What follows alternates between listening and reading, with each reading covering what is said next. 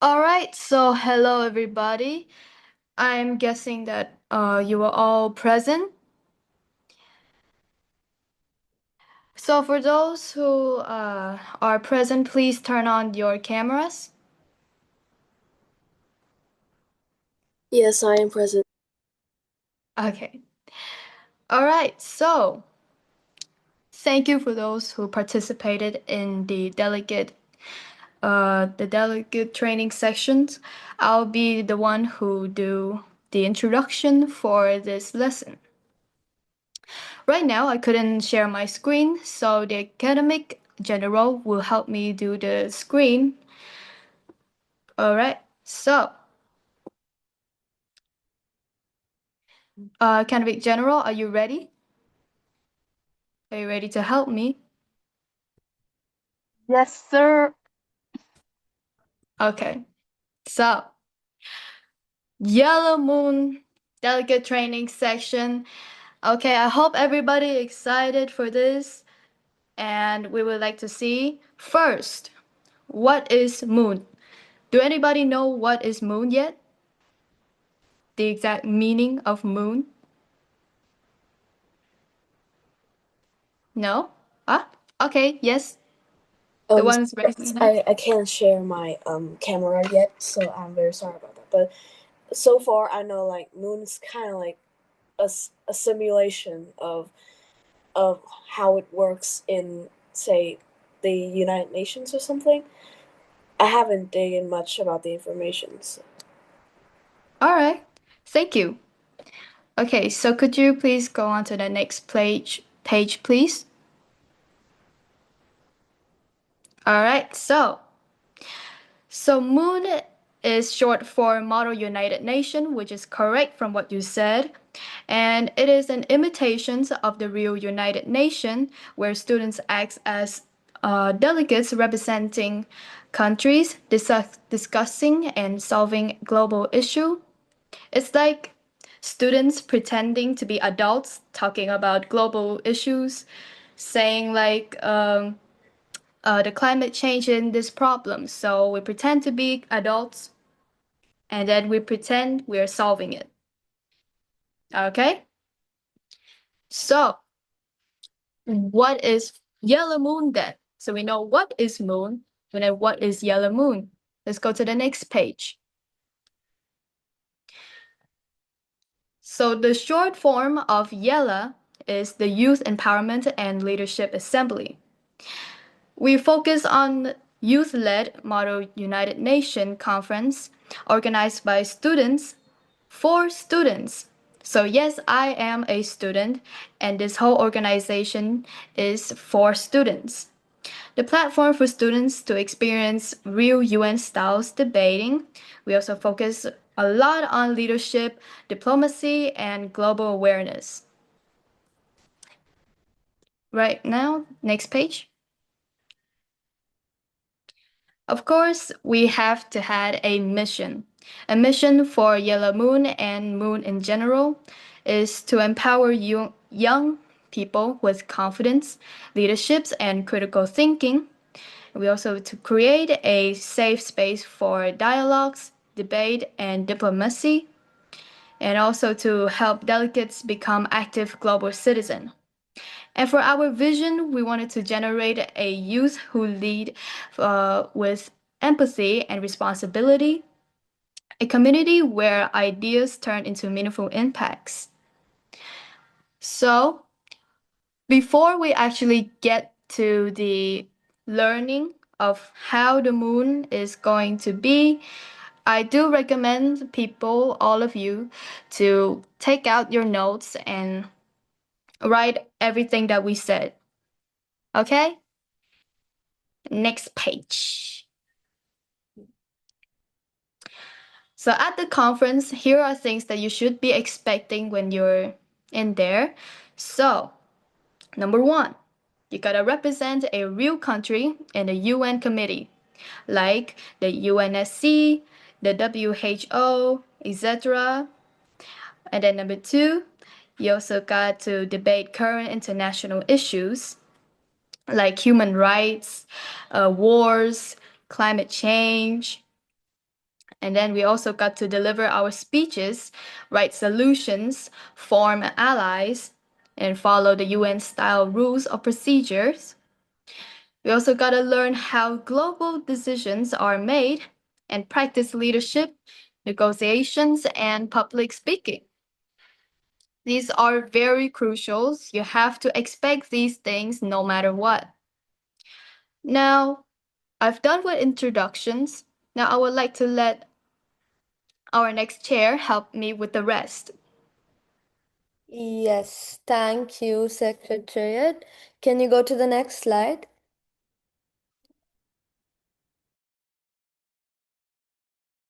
So today we will be seeing phases of a committee session.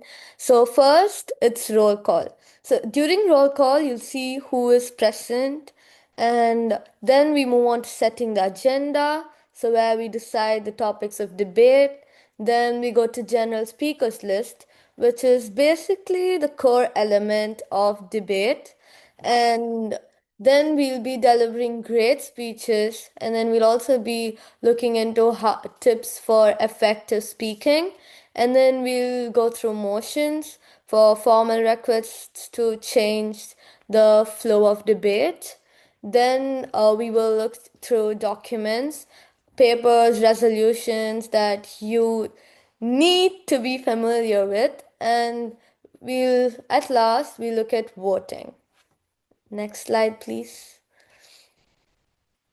Yes, so fit in roll call. So this is when you see who is present. So during the roll call, this is like the first thing they do in any committee session. So the chairs will call upon each country to confirm their presence. So you have two options. You can either say present or present in voting. So when you are choosing present in voting, it means that you must vote on resolutions. So like when they propose a draft resolution, you can either say yes or no. But then you cannot abstain and say I don't want to vote. But then if you choose present during the roll call, then you have the ability to like abstain. Like if you don't want to vote, then you can say I do not want to vote. And that's the option that they give you here. And the next slide, please. Yes. So setting the agenda. Um, so this is where you decide the topics of debate. So once the roll call ends, the next step is setting the agenda. So the chair will basically ask for suggestions on the topics to be discussed, and you delegates will propose topics, and the committee will vote on it, and whichever topic has the major vote will be selected, and then that becomes the main focus of the whole debate.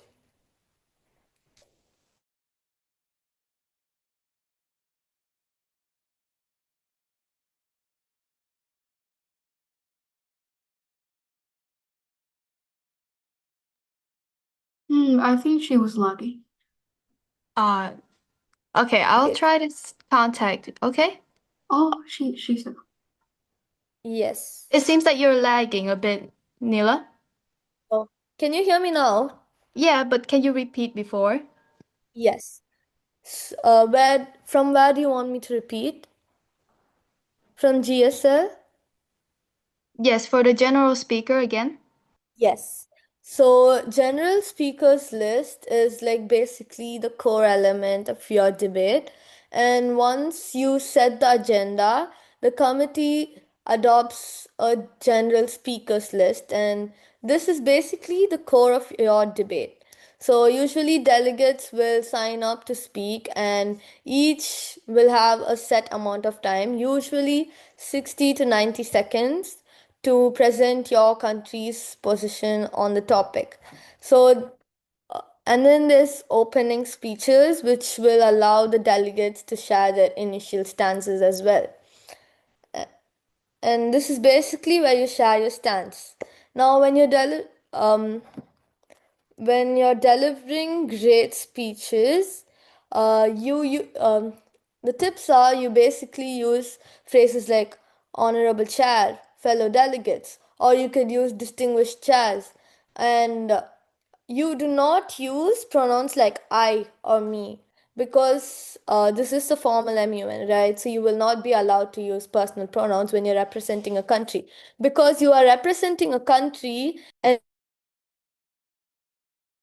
you're representing a country and not a single person, right? So you will not be allowed to use I or me. Instead, you will use we to represent your country. And at the end of the time, you will yield your time back to the chair, the other delegate, or to questions from the floor. So other delegates can ask you POIs. Next slide, please. Okay, guys, so this is not a crucial part when it comes to rules of procedure in Model UN, but we will go through it so we can make sure you guys know what should you do. Okay, next slide. This is a example of a very good speech. Usually the length of a speech would be 60 to 90 seconds. Yes, next slide. So always remember to start your speech in moderated caucus with honorable chair and distinguished delegates. Or you can either say honorable chair and fellow delegates. Next slide. The first sentence of your speech is supposed to be a hook, which would catch the reader attention. Next slide. And then before coming to the main part, you can refer to the previous thing that other delegates mentioned to strengthen your position as well as your alliance. Next slide. Now it comes to the crucial part. You have to mention the point you want everyone to remember. Present one clear point that, present one clear point that you want delegates to remember. You can also describe a little bit about what you want to say and then end with a strong call to actions and urging other delegates to support your stance or calling for alliance. Next slide. Lastly, you have to summarize back what you have mentioned before. Thank you, everyone, and always remember to yield the time back to the chair. Next slide. Yeah, here's you can have a brief view of the speech. Next slide.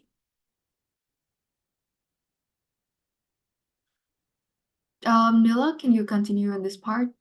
Yes. So yield. So what a yield is what a delegate chooses to do with their remaining time at the end of the speech. So let's say I speak my speech and the time that's given to me is 60 seconds, for example, and I have 10 seconds left. So the chair will ask me, how would you like to yield your time? So there's three things I can choose to do here. I can either yield it to the chair, yield it to the delegate, or yield for POIs. Next page. Next slide, please. Yeah.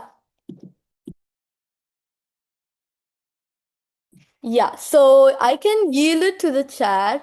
So when you yield back to the chair, you don't have to do anything, and the chair will decide how to use the excess time that you yield back to the chair. Next slide, please. Yes, then you can choose to yield it to another delegate, which means the delegate will use your remaining time. And to do this, you have to usually keep the delegate who you're yielding your time to informed. And if you do not keep them informed, and when you say you want to yield the time to the delegate, they can choose to accept or decline your request. And if they decline it, then you have to decide again who to yield your time to. So next slide, please. Yes, POIs. So you can also yield it to questions or comments, and when you yield your time to questions, and they ask you questions, and if you're actually able to answer the questions, it shows your capability and that you've actually done your research really well, and it usually gets you. There's usually points for POIs. So this is actually really important when you're looking at the winning aspect of MUN. Next slide, please. Delivering great speeches. So All right, it's I'm so sorry for interrupting yeah. you. I'm so sorry, but I feel like we're moving a little too fast. So let's just see if anybody had any questions, or Yes. does anybody had any questions or anything you just don't understand yet? Yes. Uh, so That basically, sorry, yes. I've heard that you had mentioned that when you had like some time that you had left after giving a speech, you can use your time something. Like for example, you have 10 seconds, and then you will time to either chair, delegate, or POIs, right? But say that in those 10 seconds, you haven't really decided who to yield to, or some things like that, and the 10 seconds will run out. What will the 10 seconds be left No, to? it's interesting question, Delegate. So when usually you have 10 seconds left from your GSL, it's literally like they're not counting those 10 seconds that's going on. So even like technically, like if MUN is proceeding and let's say I'm the chair. So you have 10 seconds left and you're saying you want to yield it to POIs. Obviously, when they ask you a question and you're answering back, it would obviously take more time than those 10 seconds. But when you have excess time of your speech in MUNs, like conferences like this, it usually just allows you to communicate with the other delegate and let them ask you questions. So that's what it does. Are you clarified or you still don't understand? Like, So basically, if even if the time kind of runs out, you can still do some activity quite flexibly. no, delegate, because see, usually when we have an MUN, we'll have like we chairs also have like a certain format to like follow through, right? So we'll have like we have to like make sure first session ends within this time and then next session ends within this time. So we'll usually be in a time constraint. So if your time runs out, then we will not usually allow you to like like to get questions from other delegates. So that's like a disadvantage when you finish your speech early.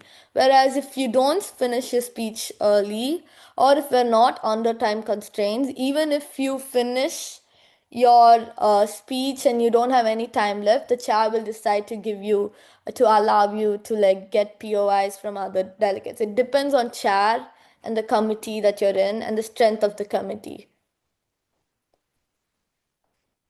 Um, I haven't really quite understand yet, but I think it's satisfying. I'll think about it, and I will ask later if I had any more further questions.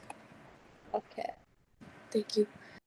Sorry. Maybe I can answer your question more clearly and easier to understand.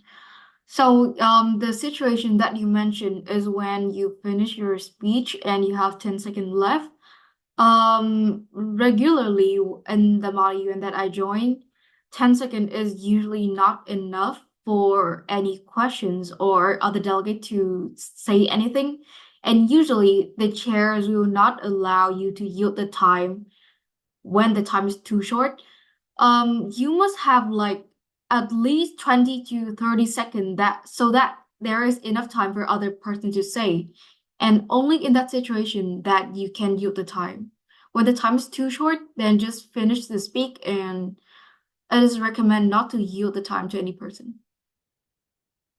So you Yeah. basically had the choice to yield or not.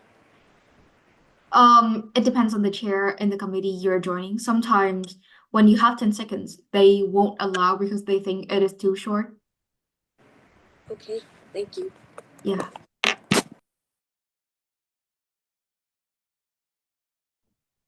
So is there any more questions? No? So then we will continue with the slides.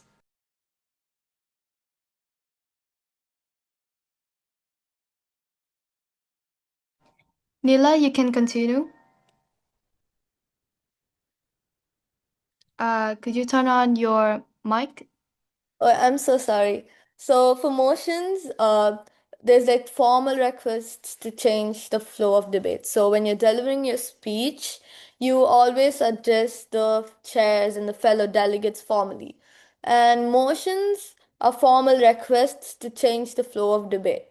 And for example, like when I'm doing MUN, right, and I'm in the, we're going with GSL, and then I say floor is open for motion, then you're changing it to moderated caucus or unmoderated caucus. So that's why you have to make like a formal address to the chairs and the delegates. So when you are raising your motion, there's two motions you can raise, two types. So it's moderated caucus and unmoderated caucus. So in moderated caucus, it's like kind of shorter. Like you, it's basically like GSL, but then you discuss on a subtopic. So for your main topic, you'll have subtopics, right?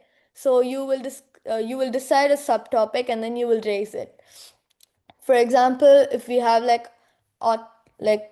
a topic on environment, then I'll have many subtopics under environment, right? So you can raise one of the subtopics, and if the delegates vote for for your motion, then it will pass and then you will speak on it.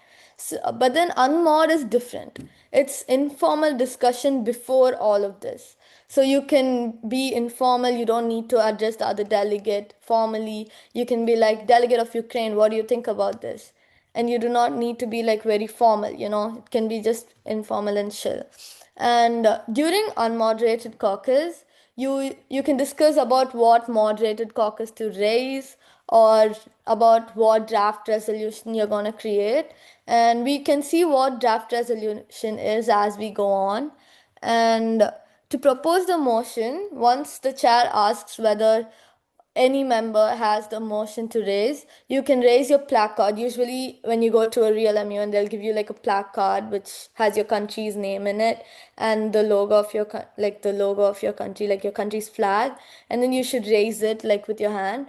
But then, since this is online, you usually just raise your hands to like vote or like ask POIs or any points to be raised. It's usually through raised hands because it's online.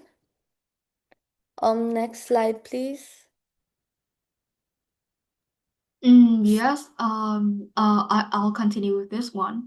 So as Nila mentioned before, two important factors of an MUN is points in motion. A point is a suggestion to change something about current committee procedures. So there are lots of point we will mention later. There are lots of motion, and a point is a formal request for a delegate to raise and address a specific issue during the committee to help make the debate organized, fair, and efficient. Next slide, please. So we have listed out all of the points you can use here. The first point, yeah, I think Mila mentioned before, we have points of information when you want to clarify information from other delegates. For example, when the delegate finished their speech, they can yield for points of motion, points of information. And when you have question, you can raise your placards, or in this case, raise your hand, and they will call you and you can ask your questions. Next, we have points of order when you want to call out a mistake, usually from the chair. For example, the chair was misunderstanding or the chair was wrong about the time or something, you can use point of order to tell them about the issue. Thirdly, we have point of personal privilege. This is to report a personal discomfort. Sometimes you want to go to the restroom. Sometimes you feel like for example, you are in an offline MUN and you felt like the room is kind of cold. So you can say point of personal privilege and tell someone to turn up the fan. It happens all the time. And lastly, point of parliamentary inquiry when you have to ask about rules and procedure to the chair. For example, you are not really clear about something that related to the debate, and you can ask the chair to answer your question and clarify that. Yes, next slide, please. So firstly, about motion, we always have motion to open debate when it is the start of the committee. Some delegates will raise their placards and say motion to open debate. and usually it is automatically passed.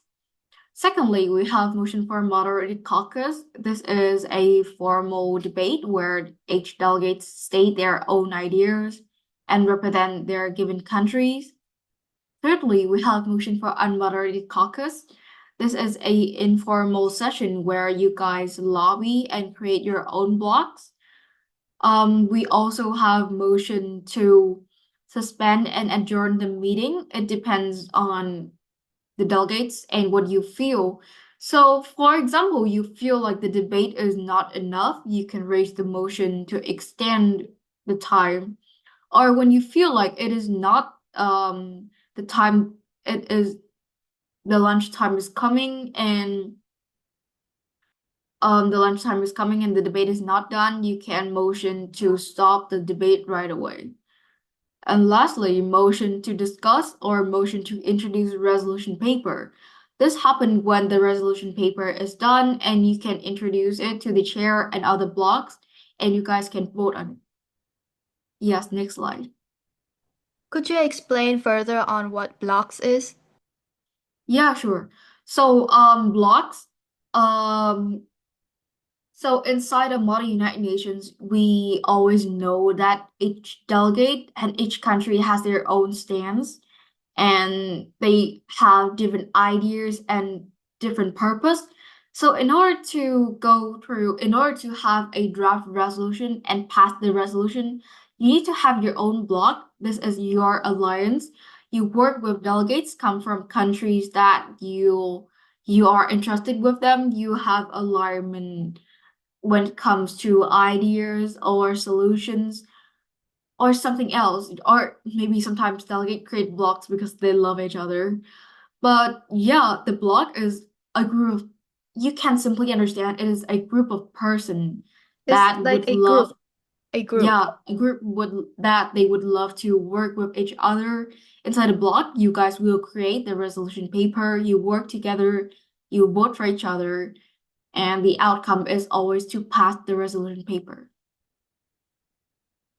And keep in mind that in order to create a blog, you guys have to lobby. You lobbying is kind of talking to people, talking to each other. You persuade them to join your blog, or they can persuade you to join them. Yeah, next slide. Yeah, I think I've mentioned about motion, so let's come to documents. Besides position paper in which you have written before coming to the conference, we also have working paper and draft resolutions. Um, Working paper.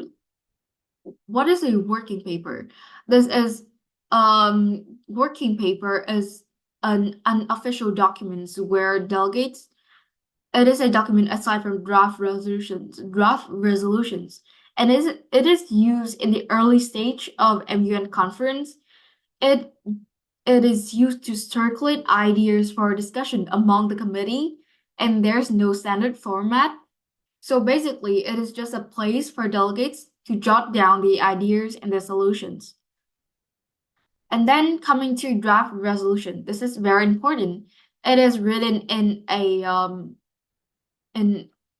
format. You have to follow the format, and delegates have to collaborate during caucus to write these, transforming informal working papers into official format called draft resolution.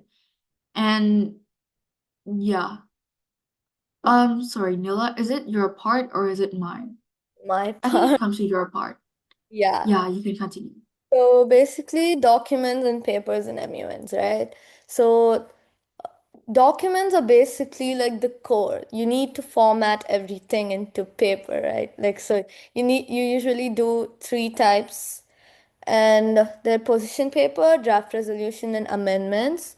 So position paper is created and submitted before the conference and it's not and draft resolution is formal proposals for action, and amendments are changes to the draft resolutions that delegates make. Next slide, please. So, what is a position paper?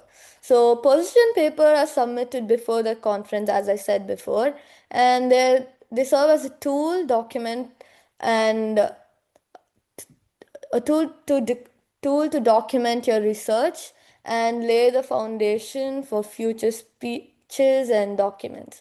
So, position paper typically include three components: issue description. So, you describe your issue from your country's perspective, like, for example, environmental crisis. And let's say I was assigned the country Brazil.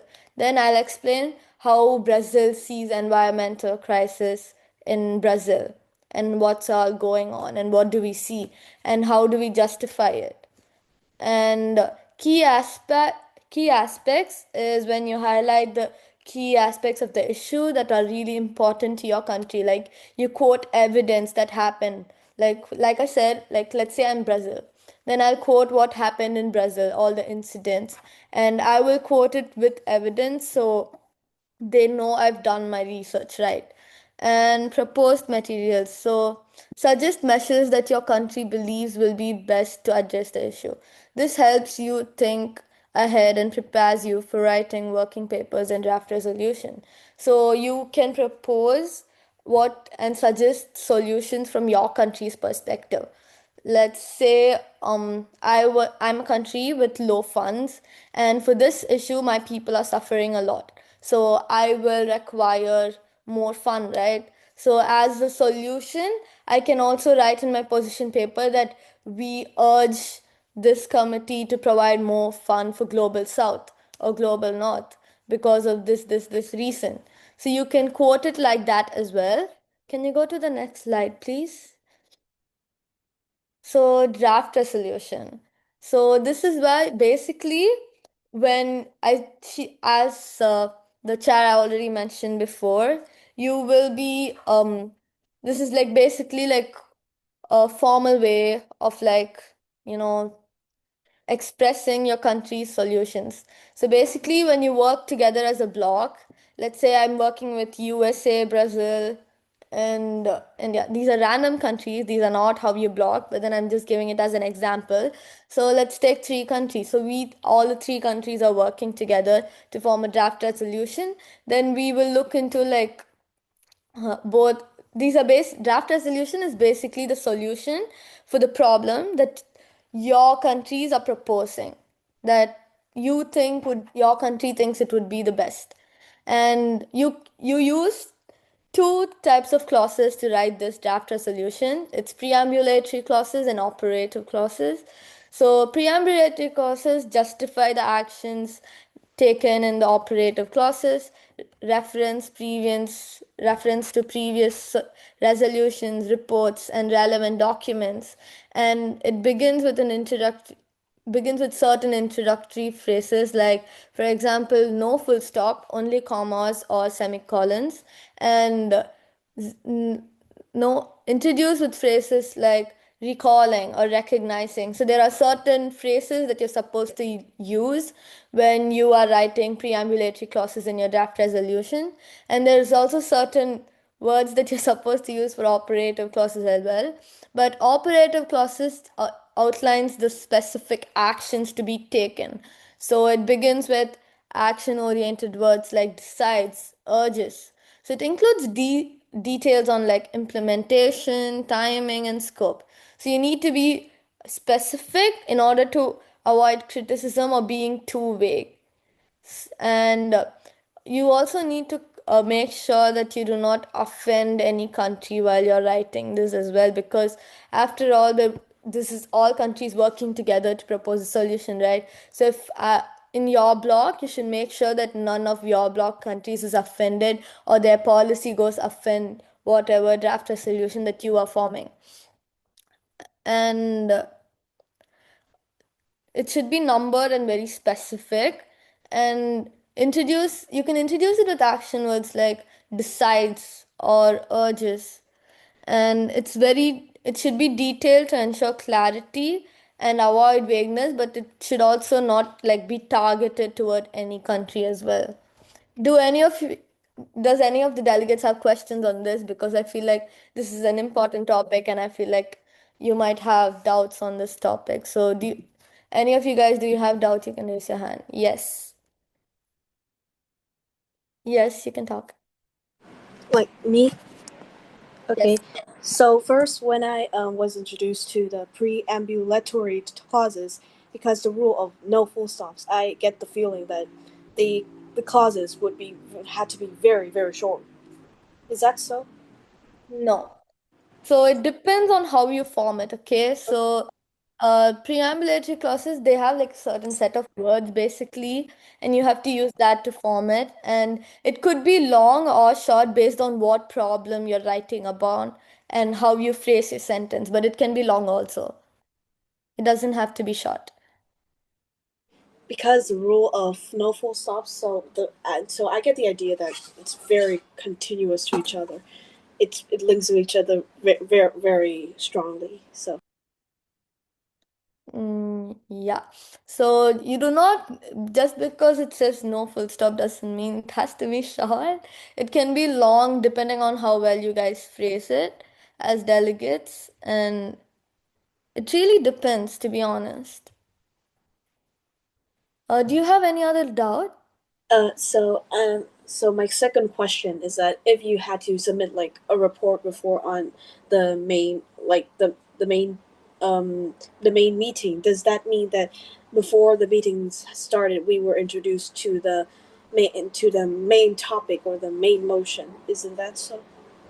So basically, when they said you're supposed to submit a document before the meeting, this document is called as position paper, right?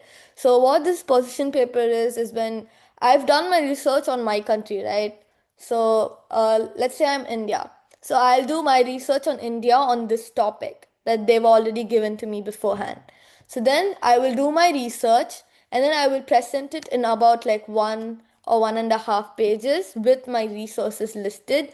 So that if I'm the chair and I'm grading your paper, then I will know that you've done your research and how you're able to write it and present it as like a report sort of thing.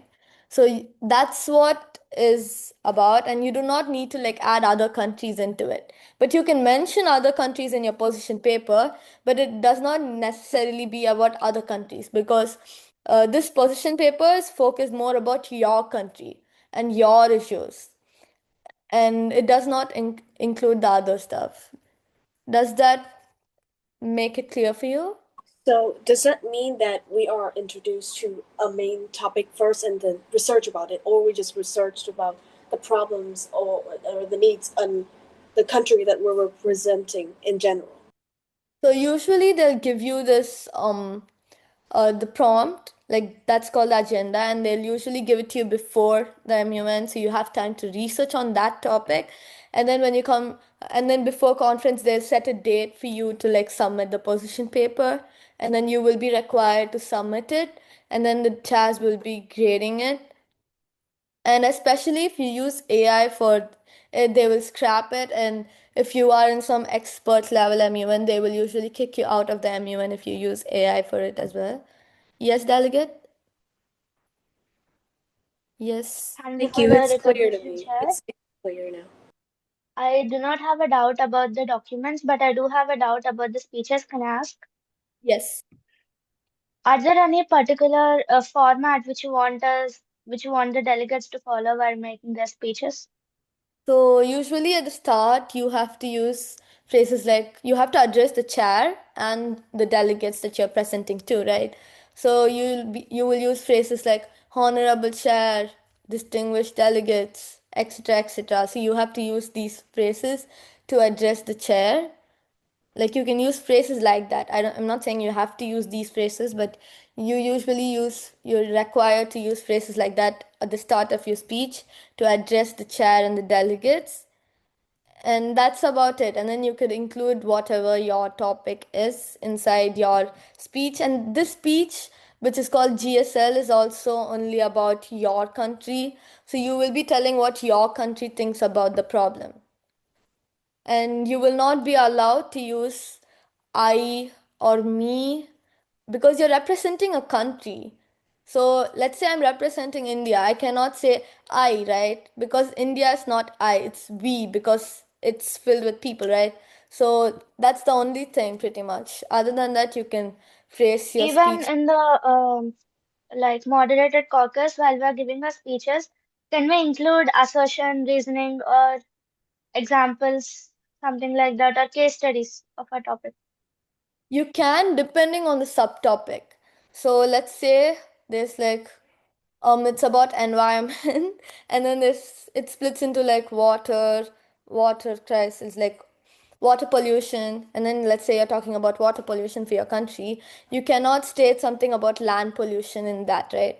You have to state about water pollution. So if you can find, if you've done your research really good and you know how to like state for like water pollution and attach a case study to it, then you can do that. Okay, thank you, Chair. Yes. Any other questions, delegate? All right, can we go to the next slides then?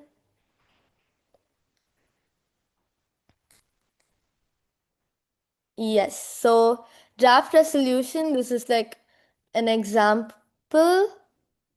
Oh no, okay, sorry.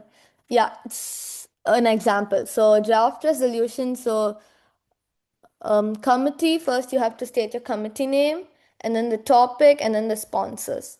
So committee you will know obviously, and then the topic also will be given. I think it's already given to you delegates, and sponsors is usually the authors. So if I'm writing this paper and I'm playing a huge role while writing this paper, then the delegates would think that I should be a sponsor. So sponsor is like authoring the paper. So you're basically writing this formal document. So you will get credits if you're sponsors. And signatories are delegates who are part of it. So in a block, let's say I and the other chair, we both are writing the resolution paper, and you delegates are a part of it, then you will be signatories. And since me and the other chair are writing, we would be the sponsors. And preambulatory clauses, you can see an example that's given here. The General Assembly, keeping in mind the devastating and long lasting effects that amend conflicts have on health and well being of a reaction and its people, acknowledging the humanitarian and moral imperative to protect those basic and fundamental human rights shared by all people. And then there's operative clauses as well. The example is legally, for example, establishes the protocol as an addendum to the responsibility. So you get the idea, right? So this is how you're supposed to phrase operative clauses and preambulatory clauses. Can we go to the next slide? Delegates, and also if you have any doubt while I'm speaking, also you can raise your hand and I will acknowledge you, because this whole session is about your understanding. So if you have any doubts, you can ask by raising your hands. So amendments. So amendments allows the delegates to make changes to the draft resolution. For example, you're presenting a draft resolution and I'm like, hey, that does not go well with my country, because let's say you're asking for funds from all countries. You think like the countries which are like which have low funds for this topic require more funds, and you say, since let's say USA has a lot of funds, I should give more, I should contribute more. And then I can say, hey, this is not fair, and then I can make an amendment and ask you to like remove it, and because of this reason, or add something to it because of this reason, or change it a little bit because of reason. I'll give you the reason also, okay? So basically you will add new clauses, remove like I said, undesirable clauses, and modify existing clauses. And you'll follow your chair's directions while you're submitting amendments, and consider whether it's better to propose changes or debate resolution as it stands, because sometimes the chairs will ask you to debate and then you'll have to like talk and tell why. But then sometimes the chair will say, it's okay, we got your point, and then the chair will tell the delegate to change it if it's reasonable. And usually the sponsors, like I told, the authors of draft resolution, right? So basically what they'll do is they'll be presenting the paper draft resolution, and the chair will ask the sponsors to consider whether the amendment is friendly or unfriendly. So if you're asking me to change something and then I think it does not affect and I don't need to reason with you, then I will accept it. But if I feel like it's going against my policy and I think it's unfriendly, then we'll have a debate and you will have to like make me understand why what you're suggesting is right and why I need to change it on the position on the paper on the draft resolution paper. And if I agree, it will change, or else it depends on the chair as well. So, can you go to the next slide?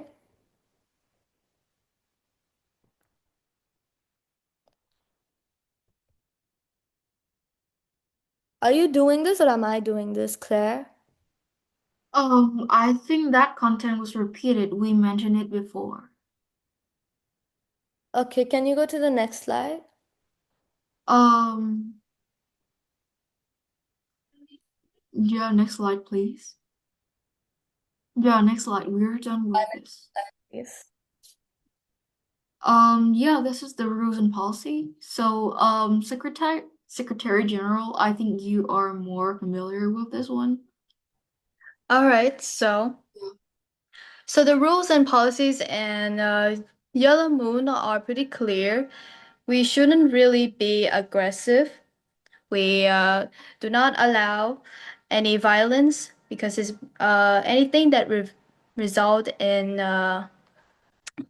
loss of speaking rights and removals. And also we have to maintain respect as this is very formal. We have to keep a diplomatic and professional conduct. The chair's decisions are always final, and that we also do not recommend or allow any plagiarisms, as I am already trained to read AI's words. So if you ever to use any AI writing, I can figure it out and will kick those who ever did. And cameras must remain on throughout the conference. Right now, this is only a lesson, a section lessons. So there really no need for everybody to turn on the cameras. But please, when we start doing the moon for real, we have to turn on the cameras to know that you are present. And this is actually not just for Yellow Moon. The rules and policies in this one is just for the MUN in general. Thank you. I think that's it, right? I think that's all the slides. Oh. All right. So does anybody had any questions? Any further questions on the rules? Anything? Okay. So thank you for those who participated in this, and I I am very happy for those who did came in this meeting because I did not know there are actually a lot more people than I expected.